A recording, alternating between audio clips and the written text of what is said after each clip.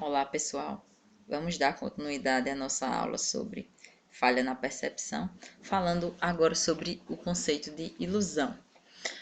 O conceito de ilusão é um pouco parecido com o de alucinação, então prestem bem atenção. Não é ilusão amorosa, tá? Eu já peguei algumas provas. O que é ilusão? Ilusão é quando a gente ama alguém e não é correspondido. Não quero pegar dessas provas, tá, gente? Então, ilusão, gente, lembra, é um quadro neurológico. Ele tanto a gente pode encontrar nas pessoas psicóticas, de personalidade psicótica, quanto de estrutura de personalidade normal, neurótica. Então, tanto as pessoas normais quanto normais entre aspas, né? Tanto as pessoas ditas normais quanto as psicóticas podem desenvolver um quadro de ilusão.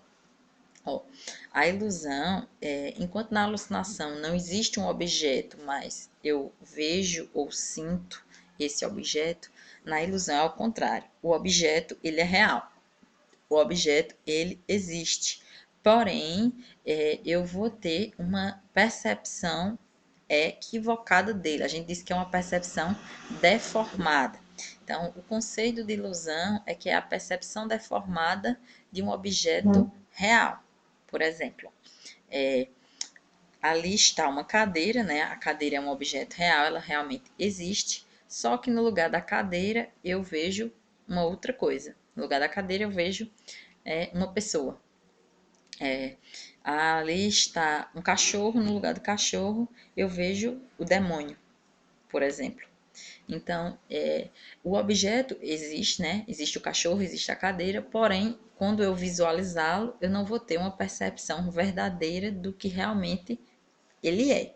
E o quadro da ilusão, essa percepção distorcida, ela vai acontecer normalmente em algumas pessoas, nas pessoas normais, quando elas estão sob influência de alguma ansiedade, um medo muito grande, uma intoxicação, uma desidratação. Por exemplo, uma pessoa, digamos, que passou vários dias sem se alimentar, ela está sei lá, em um cativeiro, está isolada de alguma coisa, ela pode começar a ter essas visões assim equivocadas das coisas.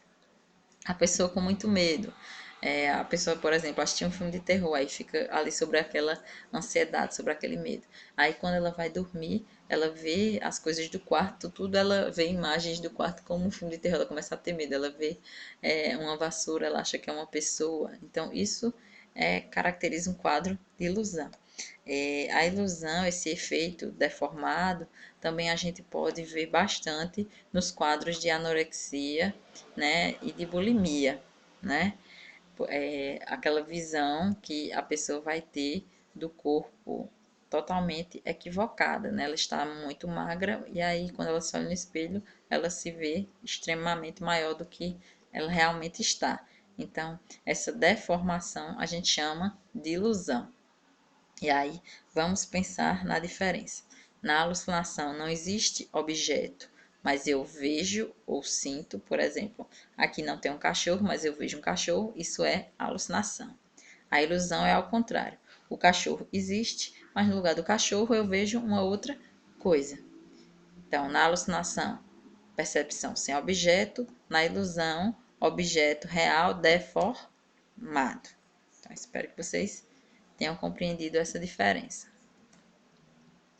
E aí, saímos das percepções e agora vamos entrar na questão do juízo, né? O juízo do real.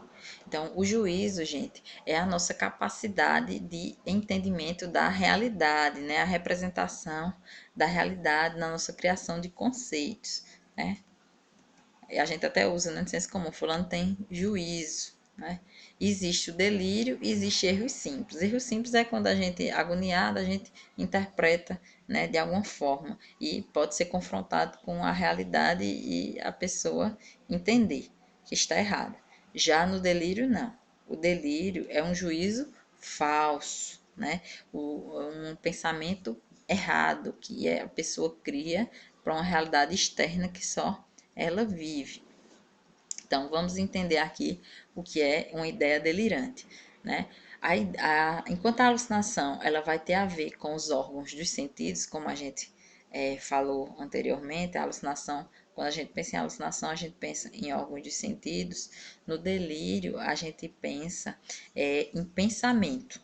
A gente fala de pensamento. O delírio tem a ver com pensamento, um falso pensamento, um falso juízo, uma falsa ideia. E é uma ideia onde eu tenho convicção, certeza que ela está certa, né? Normalmente, o delírio ele tem uma característica muito individual, que é a característica de certeza absoluta. O ser humano normal, ele não delira, né? Só quem delira é o psicótico.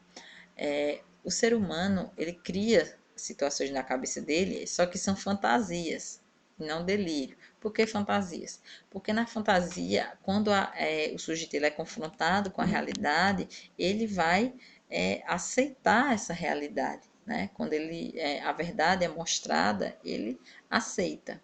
Enquanto que no delírio, não. O delírio, mesmo que o sujeito seja confrontado com a realidade, ele vai criar argumentos, ele vai criar situações que vão justificar aquilo que ele está pensando. Ele cria aquele pensamento falso, aquela realidade alternativa, ele acredita naquela realidade e aquela realidade ela não pode ser confrontada de maneira alguma, porque aquilo é doentio, é patológico. Os delírios, tanto eles podem ser bem estruturados, né, delírios organizados com ideias reais, personagens, pessoas reais, quanto os delírios eles podem ser convicções extraordinárias, onde ele vai inventar personagens que são fruto da alucinação, situações que não aconteceram, depende do quadro. Na esquizofrenia a gente vai ver mais delírios assim, extraordinários, né, situações que são criadas totalmente absurdas, fora da realidade, com personagens que são frutos de alucinação. Já, por exemplo, no quadro bipolar, no quadro da paranoia, aí o delírio ele já é bem estruturado, ele já é um delírio com base no real, com pessoas reais, com situações que realmente aconteceram, que são mais difíceis até de você ter a percepção que aquilo não é normal, que é um delírio. Até aquela história as pessoas passam a acreditar e até pela riqueza de detalhes que aquela pessoa, aquele paciente, ele vai apresentar. Delírio, como eu falei, essa falsa crença, né? Essa falsa ideia, né? Esse pensamento criado que só existe na cabeça dessa pessoa, desse sujeito. Ó, lembra que a diferença de delírio e da alucinação é que o delírio está relacionado à questão do juízo, do pensamento, enquanto a alucinação é uma alteração da percepção, corresponde à questão dos órgãos dos sentidos. Aí vamos lá. Os delírios, né, são patológicos, então é importante, gente, que a gente pense sobre isso, que não adianta confrontar o delírio, porque justamente ele ser uma patologia. Ele não pode ser confrontado porque é uma patologia. Não, fulano, essa história que você está criando, isso não é verdade. Isso não existe, olha, aconteceu assim, assim, assado. Quanto mais você tentar, o delírio, ele tem uma característica específica chamada certeza delirante.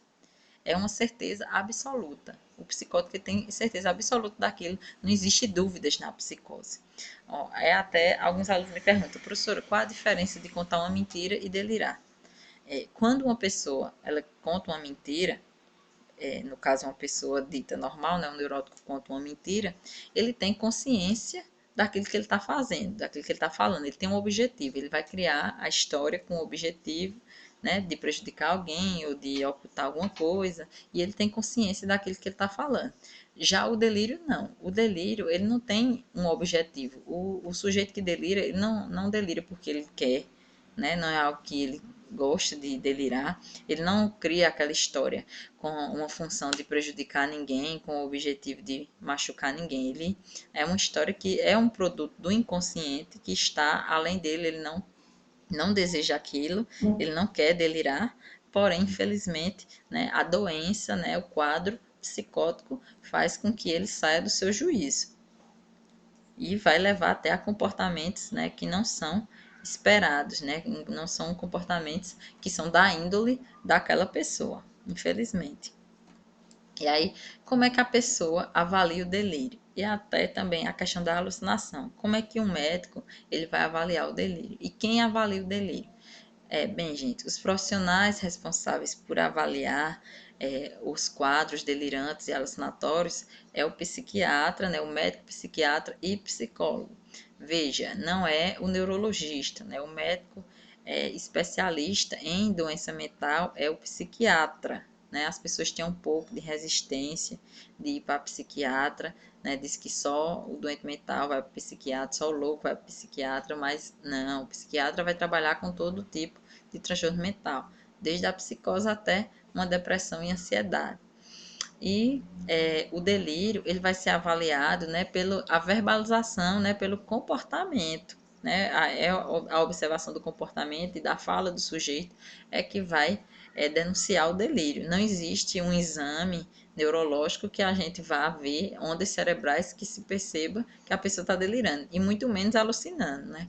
Se você for observar, a psicose não se faz exame neurológico, porque não há alteração cerebral no psicótico, né? A mente, do ponto de vista biológico, está completamente normal, né? O que está abalado é a questão do comportamento, porque há esse rompimento da realidade, e isso é a nível psíquico, né? A nível subjetivo. Né? É a nível subjetivo, não é a nível biológico, neurológico. O cérebro de uma pessoa psicótica é totalmente normal, igual de uma pessoa neurótica. Né? Inteligência, tudo mantém-se preservado, a não ser que tenha alguma comorbidade, um retardo, alguma coisa dessa natureza. Né? E aí, a pessoa que delira, a gente vai observar a partir do comportamento.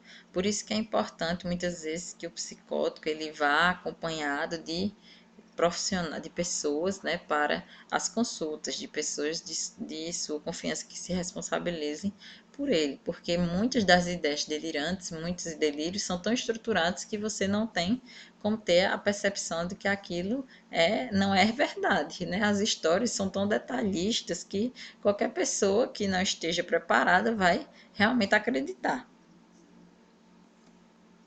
né?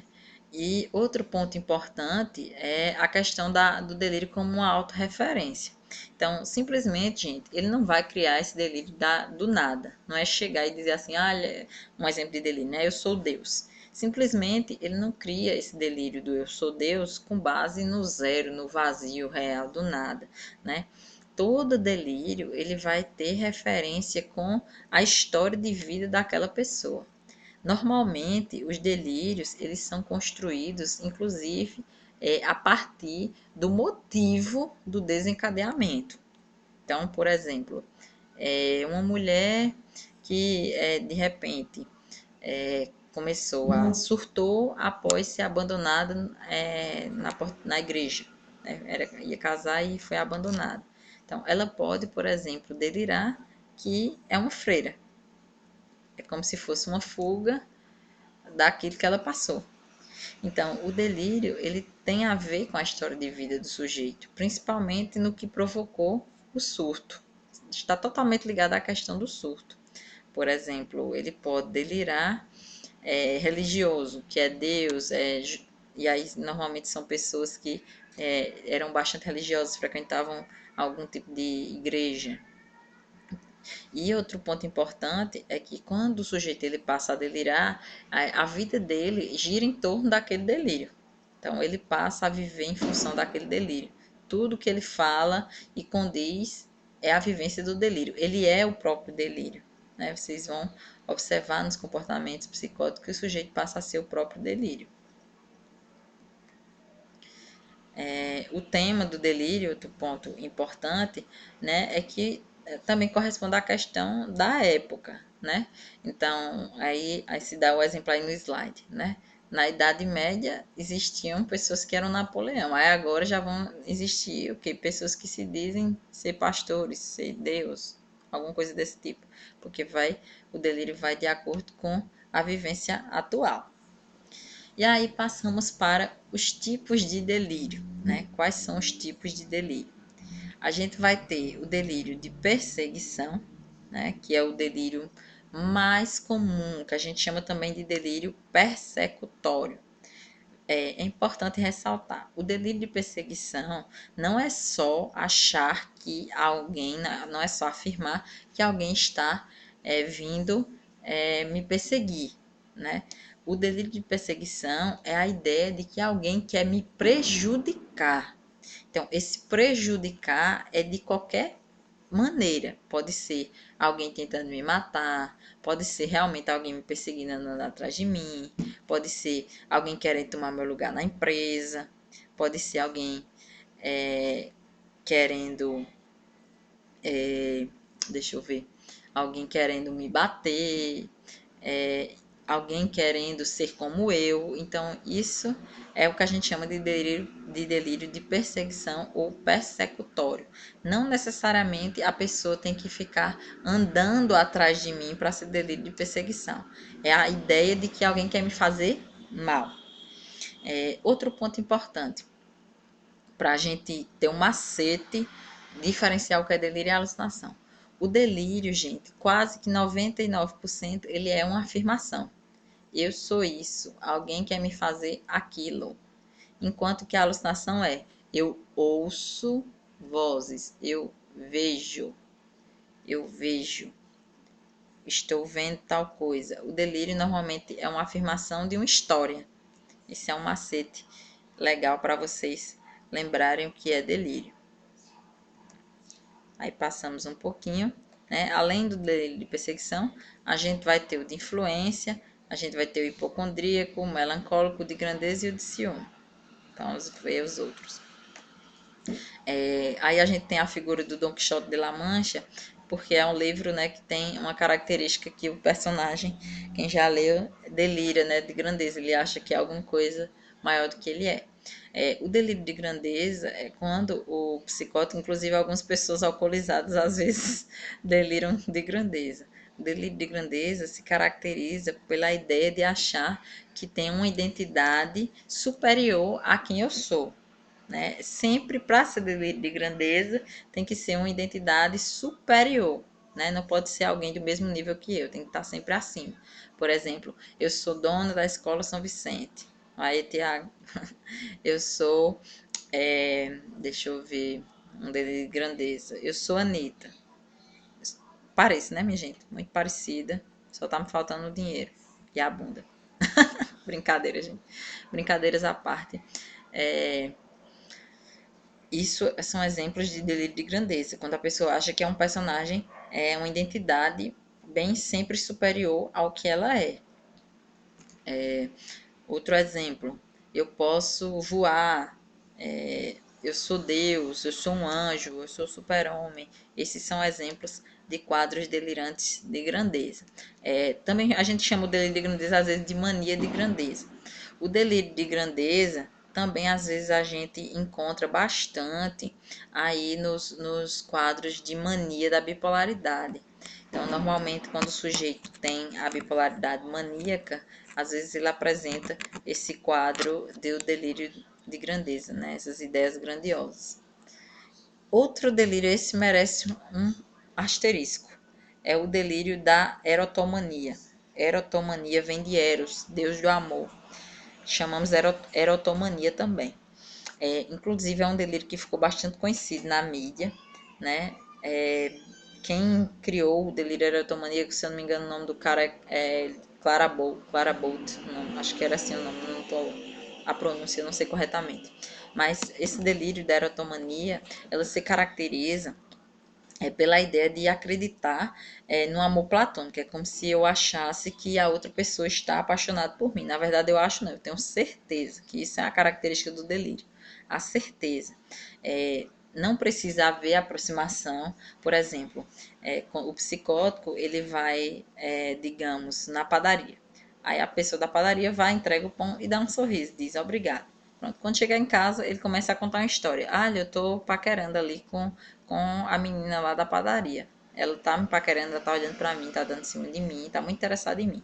E aí, isso o tempo vai passando, e aí isso vai se aprofundando ainda mais. Ó, ela tá apaixonada por mim, a gente tá namorando, tá tendo um caso, a gente tá se encontrando, aí ele, desse delírio, ele aumenta e vai criando vários outros, né? Ele vai aumentando essa história. E a gente se encontrou tal dia, a gente tá ficando, namorando, se beijando. Isso porque a pessoa deu apenas um sorriso pra ele. E aí ele interpreta como sendo que a pessoa está apaixonada, totalmente apaixonada. Inclusive, a gente vai ver erotomania, às vezes, a expressão da erotomania no rosto dos psicóticos. Né? Quando a gente futuramente voltar dessa pandemia, a gente vai fazer as visitas, né, as visitas técnicas, e a gente vai ter contato com os pacientes psicóticos, e aí vocês vão ter essa oportunidade de ver que muitas vezes eles chegam, eu vou fazer a carinha aqui para vocês, como é, eles chegam e ficam olhando assim, ó. Ficam olhando assim por minutos, até horas, se deixar ali, assim, sem piscar para a pessoa, às vezes alisam o rosto da pessoa, elogia, e isso é justamente a característica da erotomania. Aí, como eu estava falando, ficou bem conhecido na mídia o caso da erotomania, no caso da apresentadora Ana Hickman. Não sei se vocês lembram de o cara que tentou matá-la, né? E até atirou, né, no cunhado dela. E ele se dizia que tinha um caso que era amante de Ana Hickman. Isso porque na cabeça dele ele tinha um caso. Então, né, nem sempre você precisa ter até o contato presencial para ele criar esse delírio erotomaníaco. Pode ser até pela via da televisão, como a gente viu no caso de Ana Hickman. Né? Ele nunca tinha encontrado com ela, mas fica obcecado, é uma característica da erotomania, a pessoa fica obcecada, e aí ele da televisão ele ficava vendo, e na cabeça dele ele criou que Ana Hickman sorria para ele, que Ana Hickman mandava beijo para ele, que eles dois estavam se encontrando, e aí Ana Hickman tinha que acabar o casamento e ficar com ele, por isso que ele cometeu aquele atentado. Então é bem difícil a erotomania. Vou dar uma pausa aqui, gente, e nós vamos continuar no próximo vídeo, tá?